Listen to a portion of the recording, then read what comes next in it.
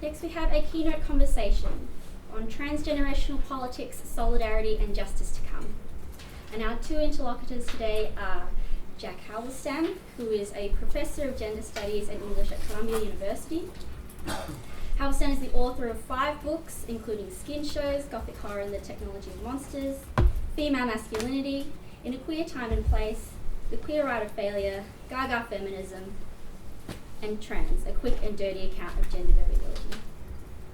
Joining Jack today is our own Dr. J.R Latham, who is an Alfred Deakin postdoctoral research fellow at Deakin University and an honorary fellow in cultural studies at the University of Melbourne. He does research in transgender medicine, feminist philosophy, plastic surgery, psychiatry, narrative and science and technology studies. Please join me in welcoming these two speakers.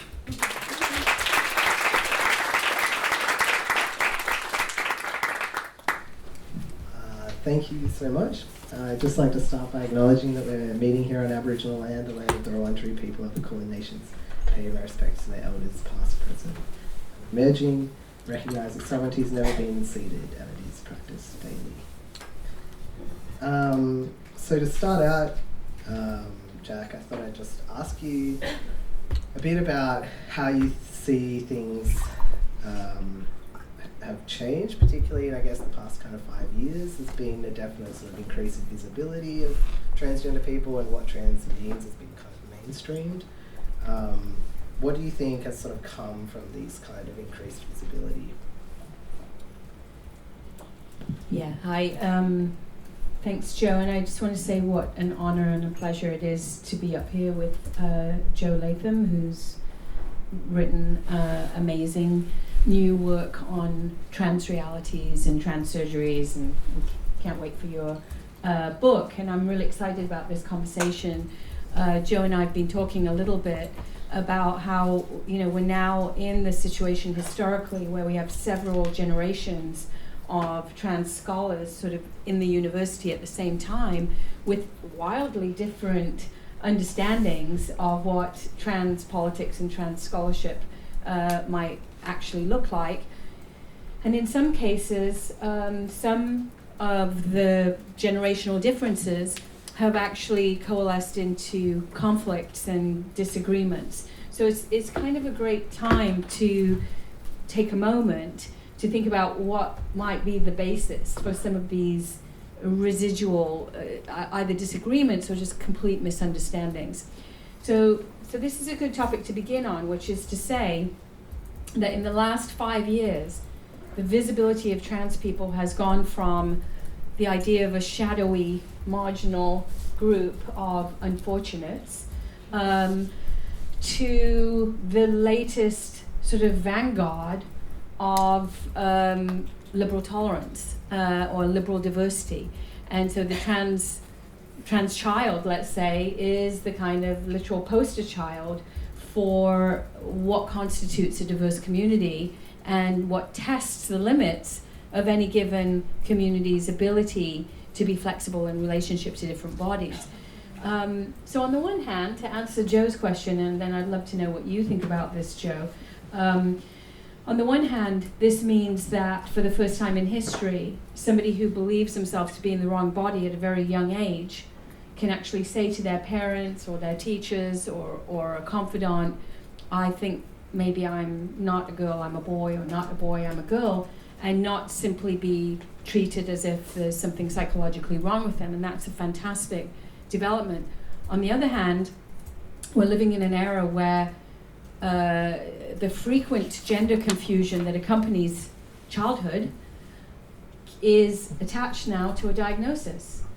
And that may not be a good thing. There are lots and lots of children who go through periods of time when they are uncertain whether they feel entirely happy about the gender to which they've been assigned.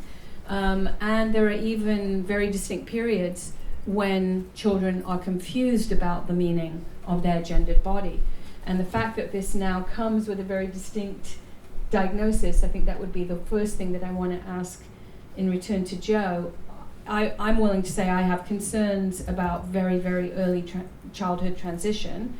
I have enough concerns that I I'm not going to say I think that medical practitioners should put the brakes on necessarily, but we should probably have some good protocols around counseling or talking to children before big decisions are made about hormones and surgeries and so on.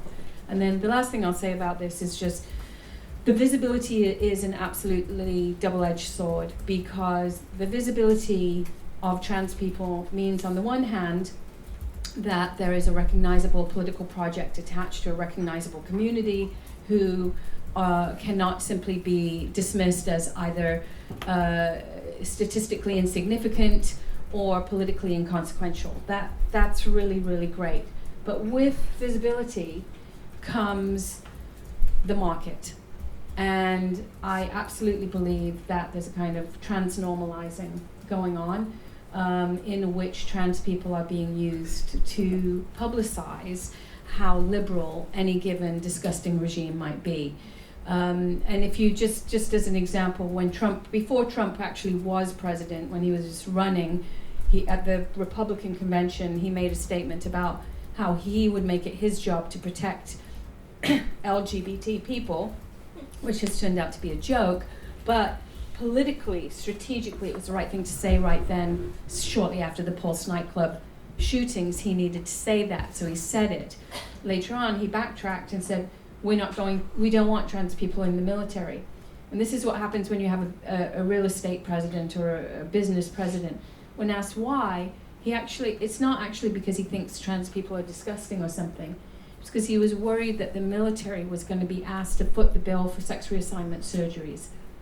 Wow. I mean, if you think of the amount of money in the US economy that goes to support the military, if even like 500 trans soldiers had sex reassignment surgeries, I mean, it would be like a tiny little drop in the bucket. So it became a kind of quantification thing.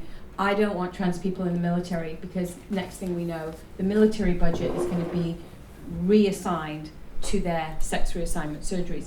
It's an old ploy of sort of reducing trans people to their surgeries on the one hand, but on the other hand, this constant calculation that is now part and parcel of a right-wing populism globally, where every political decision is calculated in terms of what it costs, not in terms of any actual, ethical standard. So I think the visibility is double-edged, but I also have concerns about the visibility that then leads to very early transition.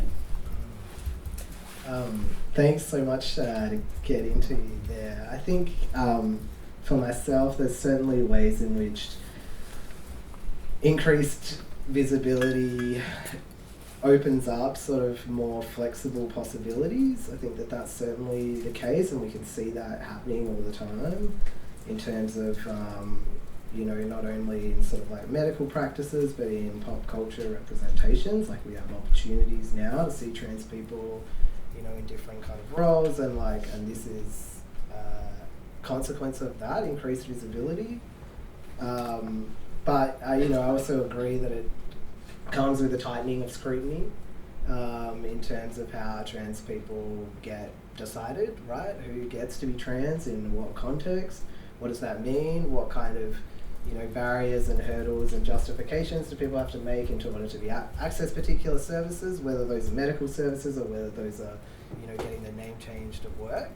Like, we definitely see like an increase in the kind of bureaucracies associated with the kinds of things that trans people want, like changing your name, changing your sex on particular documents. And there's also a way in which recognizability comes with a different set of costs, which are like, back when trans people could disappear invisibly into the fabric of society in particular ways, gave us particular kind of infiltrating powers that have been also kind of limited, to us, right? Trans people could get in anywhere without people knowing that they were trans. Like, this is one of the consequences of an increased visibility that makes it more difficult for us to do that, right? I think in terms of the thinking about how we think about a sort of trans future, and so much of that tends to be focused on children, that we sort of think about, well, how do we deal with this new population in a sense, new in the sense of what sort of technological possibilities are available.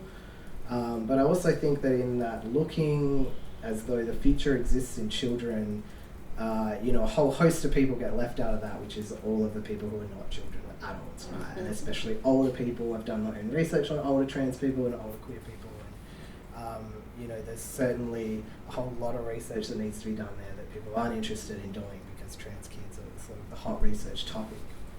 And I think that, we have this aging population and people have those kinds of concerns about people who are, getting older, and the ways in which trans people's lives have been shaped by being trans over the decades is a really important thing for people to be able to understand, not just trans people, but as scholars of all kinds of practices of trying to understand how gender functions, but also about how medicine functions, how economies and politics function. Like, these are people who have extraordinary stories to be able to tell that people simply aren't interested in listening to.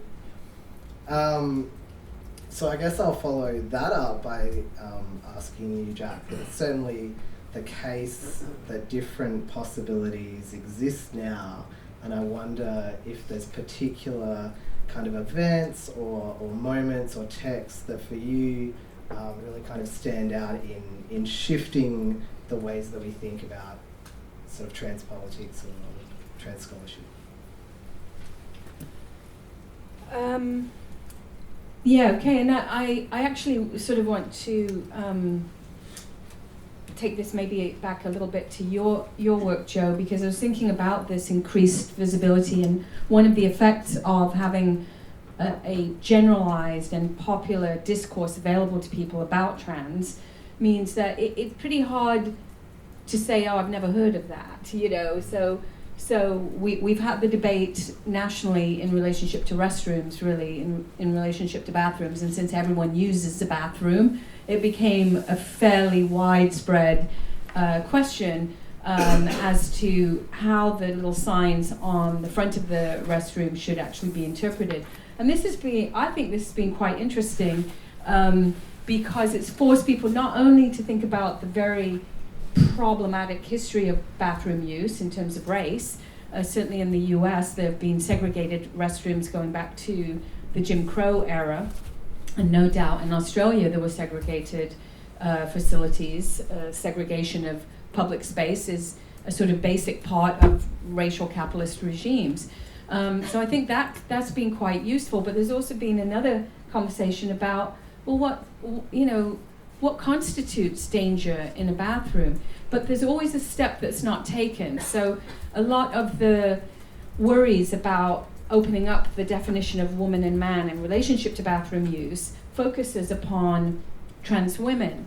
And the focus is often that, heterosexual cis women are concerned that they would be in a toilet with a trans woman who would attack them. That seems to be the basic concern, or that they would have kids who would be in a bathroom with a trans woman, and there's a concern that the trans woman is somehow there to attack women and children. And there have been worldwide 0 such cases of trans women on the rampage, oh, let me go in this bathroom and beat up a child. This is why I transitioned, now I can do it, right? However, there are multiple cases of straight cis men entering women-only spaces to do exactly that. So what I just don't understand is, one day, soon I hope, we would have a keynote panel that would be about the problem, how everyone else needs to manage the issues associated with white masculinity as a kind of source of violence and territorialization and danger to others, because that's what we're really talking about in relationship to these bathroom concerns. When the issue of safety is raised, I don't know why we don't just say this is not any part of the generalized concern that has fed into the reality of living around trans people, because there are simply no documented cases of trans women without any kind of reason, simply beginning to attack women and children. But we do live in a society where women and children still have cause to be concerned. So what is that cause? And that cause is very squarely associated with one part of the population that we should be talking about. So eventually, I'm hoping that we will exhaust this topic and we will move to the biggest question in most post-industrial societies, which is what to do with the segment of the population that feels so empowered that they respond with violence to any curtailment of their, what they believe to be their naturally assigned authority. Because this is what's being projected onto trans people. So it's a big part of the issue of visibility stems from the unreasonable projection of concerns about violence onto a trans population that, by the way, especially when it comes to trans women, are highly, very, very likely to be violated themselves. And of course, for trans men going into a bathroom, you are worried that somebody will question you. And if they think that you're in the wrong bathroom, now you're in male-only space, and you don't know what the consequences could be. You're pretty sure a woman's not going to beat you up in the women's room. She might call the police, but you don't know what a phobic man might do in the men's room. So if we could talk, and this is the point that I keep making in my trans book, nothing happens in relationship to gender norms to only one part of the population. It always happens to the whole population. If we have gender visibility now around trans bodies, it means that we also have renewed interest and capacity to discuss masculinity and femininity in relationship to non-trans bodies. And I think that's the opportunity that we're missing right now. And it could easily connect up with Me Too and a whole host of other things that people are trying to air that get cast as completely separate, but they're not separate. These are of a piece, because gender norms have shifted, and they've shifted enough that there's a kind of trans visibility that is uncovered. And at the same time that trans visibility is uncovered, the question of hegemonic masculinity has to be asked again. What is it? Why is it? Where is it? How is it supported? Hegemonic femininity less so. And that's why I find it interesting that all the debates in queer and left communities are about femininity. There are very few debates about transmasculinity. The debates are about femininity and about perceived battles between lesbian feminists and trans women. At the end of the day, I don't believe that those are the things we should be focusing on. I think we should be worrying about the relationship, the impact that renewed or new visibility of transmasculinity, what impact does that have on cis masculinity? I think it can be very good. I think it can, this is, after all, what's her name? Gatsby? That was one of her points. She was like, hey, are you looking for masculine role models? How about butch lesbians? They're pretty good masculine role models, which I wrote about a long time ago in Female Masculinity. It's interesting that drag queens have fag hags, but butches don't have these. There's no name for the male friend of a butch, but butches are often very close with straight male buddies, and so we just started calling them buddies. Your buddy, and often the straight male buddy learns a different kind of masculinity from their butch pal. Almost completely undiscussed, and not an interesting topic in trans circles, and I'm not sure why. Yeah, definitely. I guess since my own work definitely focuses on trans men, in part because so much of the way that we understand what trans is comes from a paradigm of, male to female sort of transitioning and transsexuality, then I think there are certainly ways in which how we understand gender as though transgender is one homogenous thing comes from that paradigm, and that there are all kinds of different ways of understanding gender that trans men are able to show and enact and spread out, right? I mean, I think the idea of infiltrating the enemy is one that, I really identify with and, isn't a popular one. But I think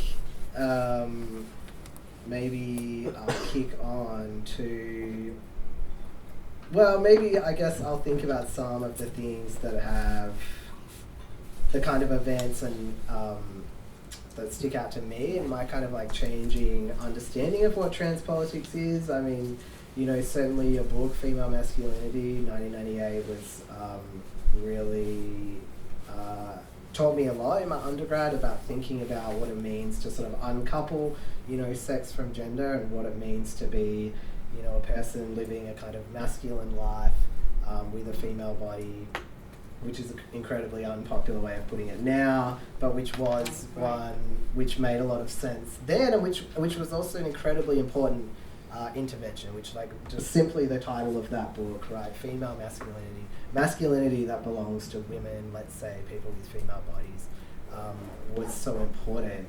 And so I guess I'm interested in the ways that you've seen that language kind of change, and maybe those ways of mobilizing around particular language might have changed since then or even before. That's a great question, because I actually get very frustrated with the linguistic shifts that then necessitate a kind of policing. So I was doing a talk recently and I said cisgender this, and I don't love the term cisgendered. I don't think that people who are not non-normative in their gender are not necessarily simply straight in their gender either. So I don't love the language of cis, but I felt like I was adopting it from a younger generation. I was willing to use it. And then this, I don't know, she's probably 19-year-old was like, why are you using the term cis? And I was like, don't we use that term? And she's like, no, we don't. That's so like last year. We don't use that term anymore. I was like, oh shit, did it fall off the list? And I didn't realize, what should I say now, right?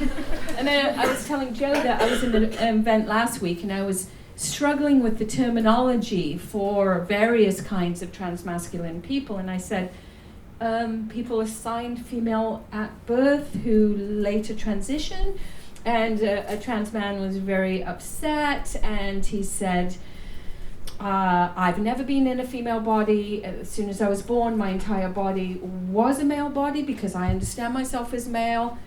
So I was asking Joe, and I was like, but if you were born into a body that may have looked female to everyone else, but you understood as male, why? If you understood it as male already, why do you need to change anything about it then? Because I understood myself to have been born into a female body that has never been a good fit for me, but short of being reborn into a male body, I just decided that I had to make certain adjustments, so I've had top surgery, but I don't take hormones. I wouldn't do bottom surgery because it's not going to work. And so then that's why I use the term transasterix, because I recognize that a lot of trans people are cobbling together versions of the body that they want without ever actually achieving it. But unlike the trans man who said, I've always been male, I believe in the history of the body, and that I have very clearly I've lived in a body with breasts, for example, and now I don't. And that's it, but it took me till I was in my 50s to make that decision. And I wouldn't say that when I had breasts, they were not breasts. They were. That's why I actually wanted to have the top surgery. So I'm very confused by that language. More than that, though, I'm confused by the policing of language, because it makes non-trans people very nervous about jumping in a conversation in case you use the wrong pronoun. And honestly, you can only use the wrong pronoun for some people. For somebody like me, if you say he, you might feel, I ask for people to call me he because I am simply identified as a masculine person. But I know that that's jarring for some people, and that there might be a slip. Somebody might say she, and I don't mind at all, right? But I see among my students this absolute rigidity around pronouns and around language use. Now, Lacanians would say that that's, we're mistaking a problem in the imaginary for a problem in the symbolic, and I think it's the one time where I think there's some use to Lacanianism. I finally figured out what it is, that we're mistaking a kind of linguistic, because the imaginary is about signification for Lacan, whereas the symbolic is about deep structures. And so you could change something in the imaginary, and there'll be no change whatsoever in the symbolic. And I think that's what's happening in some of our trans conversations, is that we're negotiating changes in the imaginary that will have zero impact on anything else, but people feel that they're doing something important by saying, get my pronouns right. I've had people run out crying from the classroom because the pronoun was wrong. I had one of the first experiences of this. I was teaching a gender and sexuality class to mostly heterosexual cis people with a little row of queer people up front. And the week where we got to trans, I had made most of the class about heterosexuality to say, we're not going to learn how to feel okay about trans people and queer people. We're going to learn how weird heterosexuality is, because it's really weird when you look at it closely. It really is. Like, all the discourse is like, men are from Mars, women are from Venus, men like to play football, women like to cook. It's like, do you guys ever like to get together for anything but sex? Is there any other areas where these weird, distinct species hang out, right? So we did the whole semester on the weirdness of heterosexuality, and then I had 1 week on trans, and the trans man in the front row started crying, and I later on I said, Luke, what's wrong? And he said, I just feel so exposed, I'm being exposed to all the straight people in the class. And I said, well, yes, I really am sympathetic to that, but at the same time, we're trying to build here a complete, or at least a sort of wide-ranging understanding of gender and sexuality. And that means that we must talk about trans. We can't leave trans off to the side, because then it becomes the marginal after story again. So this is where I feel like we're as a politics, trans politics needs to build in some flexibility, so that we're able to see that the trans community has a murky boundary. Who is, who isn't, as you were saying earlier, what constitutes a trans body, what constitutes trans politics, but also how important it is to be in very clear conversation with people who are not trans without that being accusatory. And my comments about white men earlier, they're not accusatory, they're about structure. I'm not saying, oh, white men are horrible people. I'm saying we live in a structure that allows for an enormous amount of bad behavior in one segment of the population that we have to figure out what to do with. But that doesn't, for me, mean that I'm saying something simply about the identity category of white men. So similarly, we have to be able to be in relationship to the rest of the gendered population without it being about policing and surveillance. And so I feel like I have a real difference of opinion with younger people who are very focused on pronoun correctness, if that's a thing. Yes, I think that is definitely a theme. I think there is something about a certain rigidity that you'll always find in sort of marginalized populations, right? It was sort of trying to make a space, for themselves, for ourselves, and say, well, we need particular things in order to figure out where we want to go, right? But there's so many consequences to the drawing of those boundaries, and I think that, we sort of agree in person and in our work that, that being trans and studying what transness is requires this understanding of a huge resistance to the kind of homogeneity which is put onto what trans is, and which always has been, which has come in sort of different languages and different instantiations, but which has always been, okay, to be trans is to be transsexual, it's to have changed sex from one sex to another. Okay, to be trans is to have this different understanding of yourself from the sex you're assigned at birth, and that it's gone through these different definitional changes, but all of those have continued to police who belongs inside or outside that community, which I've also never met a trans community. But I think that one of the things which is one of the many sticking points in doing this kind of research and working in this area is to try to say, well, look, actually, what trans people are dealing with, what trans problems bring out are kinds of gender norms for everyone, right? And this was a critique leveled against Judith Butler for the way that she used trans people too, right? Which is to say, well, actually, we trans people are a way of understanding how gender norms operate, but you also really need to consider what's happening to trans people there, right? And that's the critique of Judith Butler, that she doesn't do that she uses trans people to understand gender norms for people who are not trans, right? So what I think that both of us work really hard to do in our own work is to do precisely that, to say these are the ways that gender norms are operating to undermine everyone's ability to live their best life, right? They don't do well for almost all of us, right? but we need to be able to unpick the particular daily practices in which those gender norms get enacted in order to then be able to do those things differently. And I think that one of the positive, optimistic, any of you guys who know my work know it's extremely critical and pessimistic, but one of the optimistic things to take out of it is that we do all have these opportunities to do things differently, right? Like, we are making the worlds in which we exist in everything that we do with everyone that we're doing it with.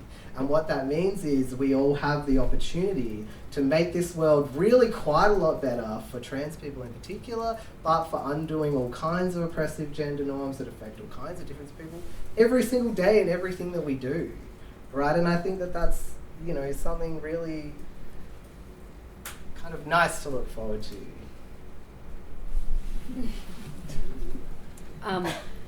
I'll just say two things really quickly to that, which is one.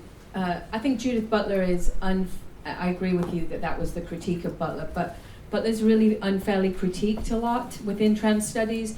Butler's entire oeuvre is actually about trans bodies, beginning with gender trouble.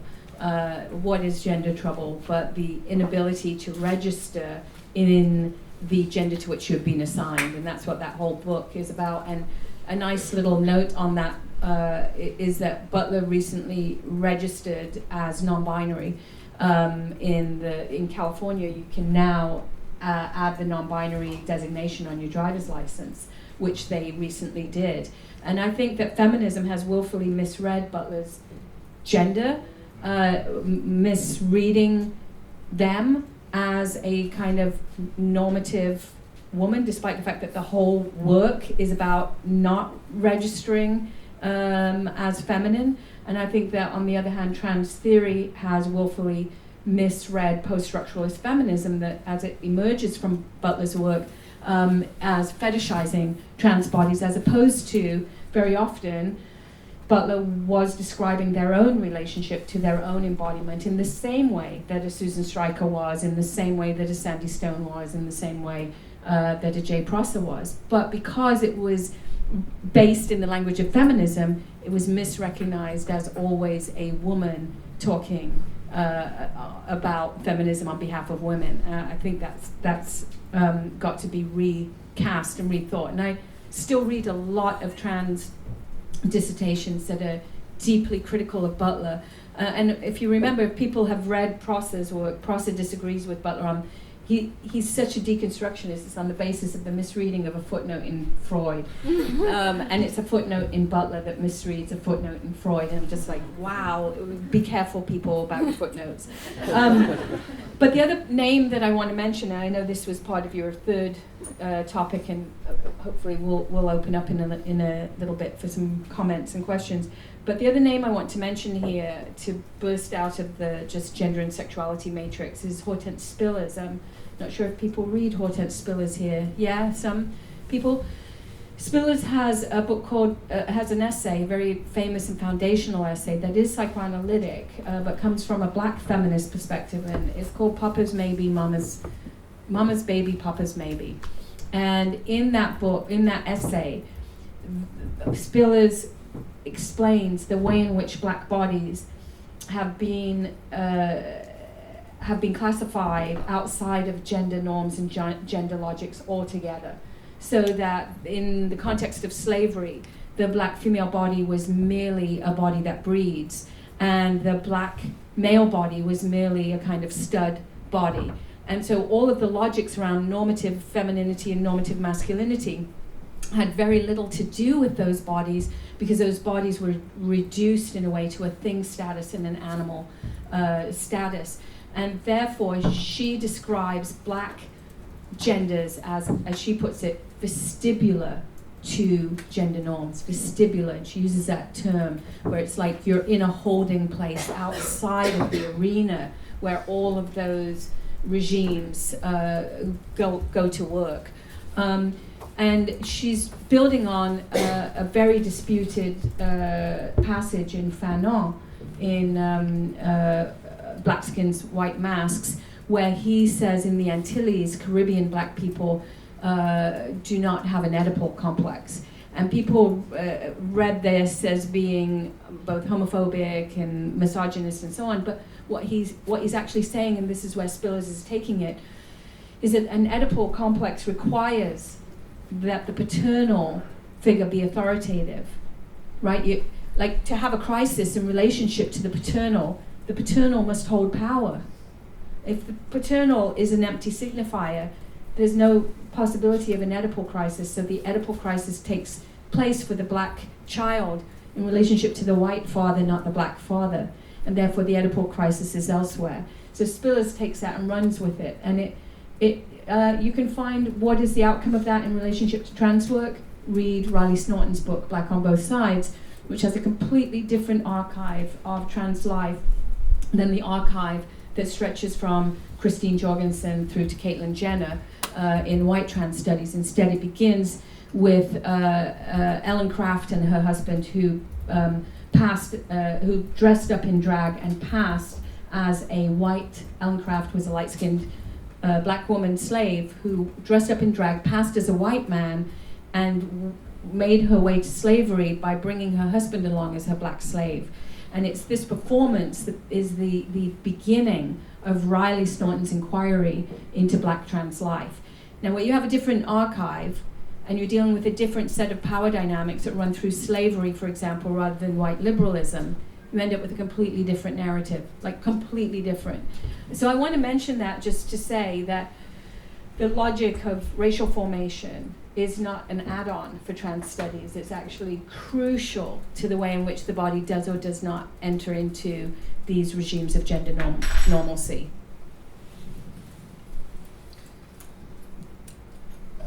That might cover the scholarship. Excellent, yes. Where to next? Maybe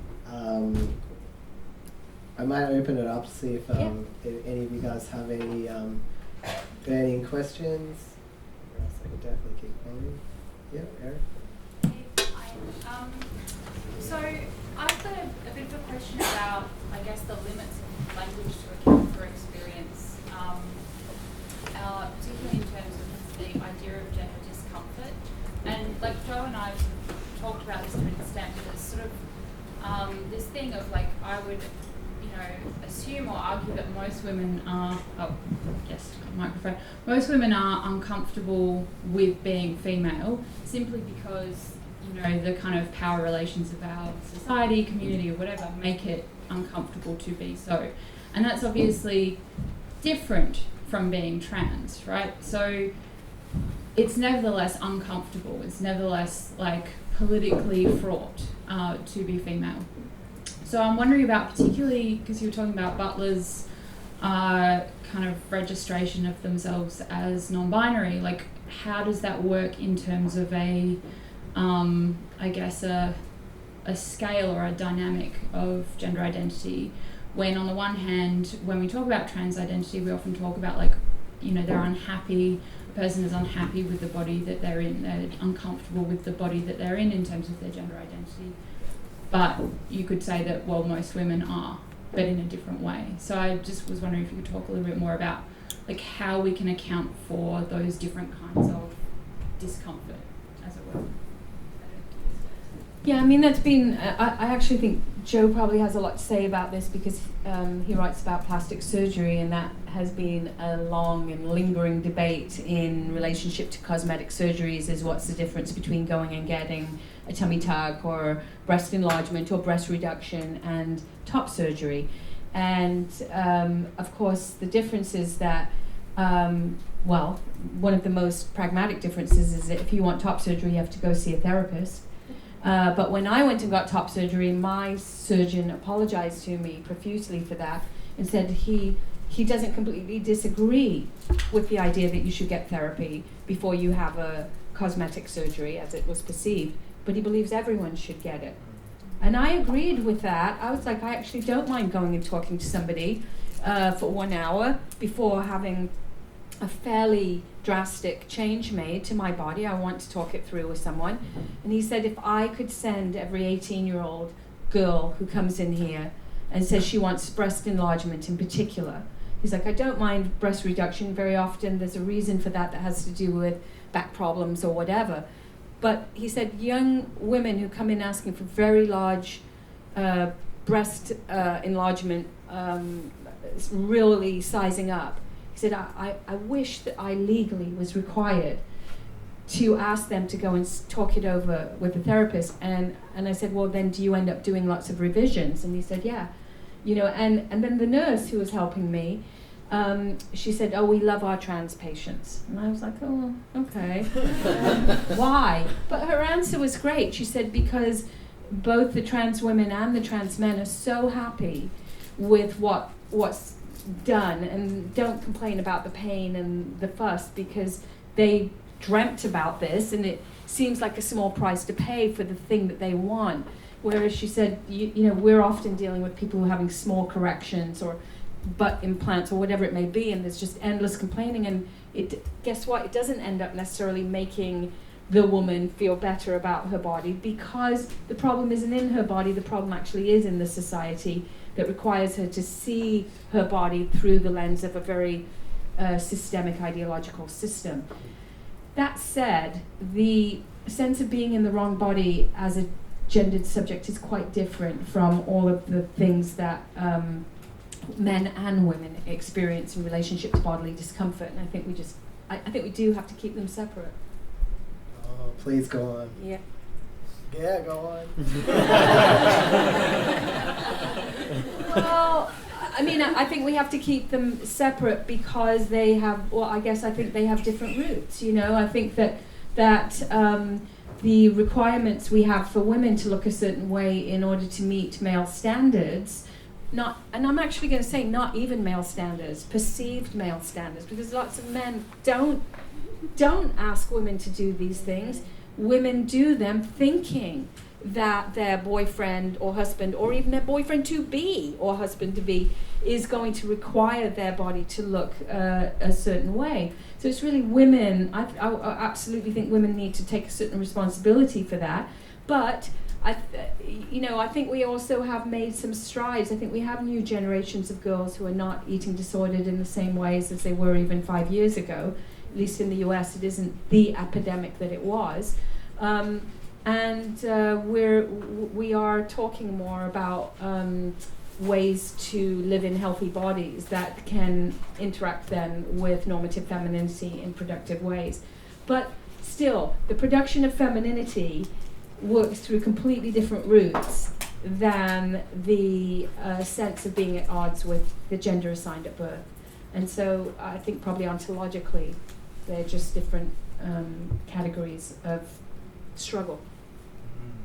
And I think maybe, you know, that's one of the reasons, you know, you just kind of have to take people at their word, right? Like, you just sort of have to believe what people have to say. Like, people sort of always ask me, like, oh, you know, like, what can we do for trans people? Or, like, you know, we've got this 300-word policy, you know, can you read it for us? And, you know, it's just kind of like, yeah, it's just not really that complicated. It's just not that complicated at all.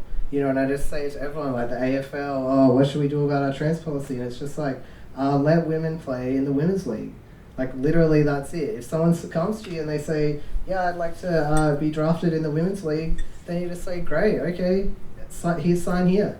You know, like, it's just treat trans people as the gender that they want to be treated with. Like, that's it. You don't need 300 pages to, like, outline how it is that you're supposed to do that. It's just that people don't want to do that. They refuse to do that, you know, and, like, that's where the problem is. The problem isn't in writing a 300-word document to try to help people come to terms with this thing that they're refusing to come to terms with, which is that, you know, some people have lived a different life than they have. And I could certainly keep going on about that. Maybe I'll just end a bit by asking, I mean, I guess saying, you know, what we've sort of touched on, you know, like, we all fail at gender norms, right? Like, there's particular ways in which trans people, you know, have become to understood as failing, and that has been streamlined into a particular diagnosis, a medical disorder, a mental disorder, And the consequences of that are far-reaching. When we look at children in particular and say, okay, we can understand gender variance as a diagnosable disorder, like that is really dangerous. It's dangerous for everyone, but it's especially dangerous for children because they don't have the ability to make informed consent, right?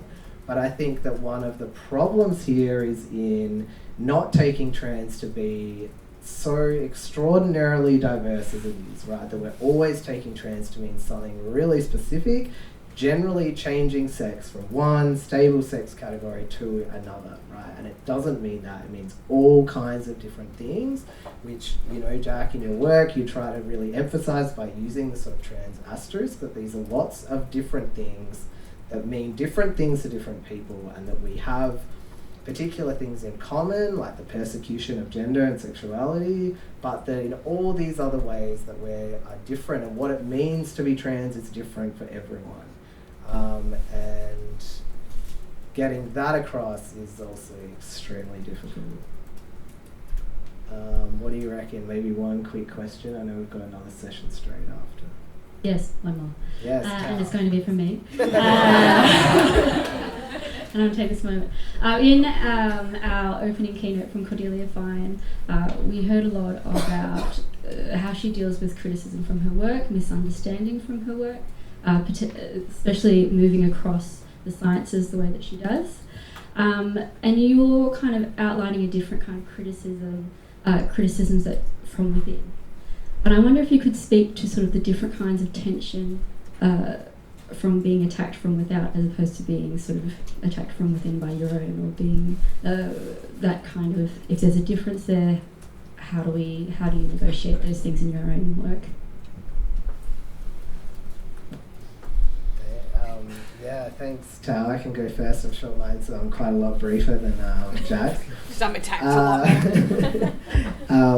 lot. Yeah, I mean, you know, I get attacked from both sides, like for sure, you know, from outside the, you know, trans population and within it, and, you know, from within it really hurts a lot more, you know, right? I mean, people don't like that I say the word transsexuality, for instance. You know, people find a lot of words offensive, you know, and I'm really, in my work, I make really clear why I use the words that I do, which I think is important for all of us, like, you know, language has a politics.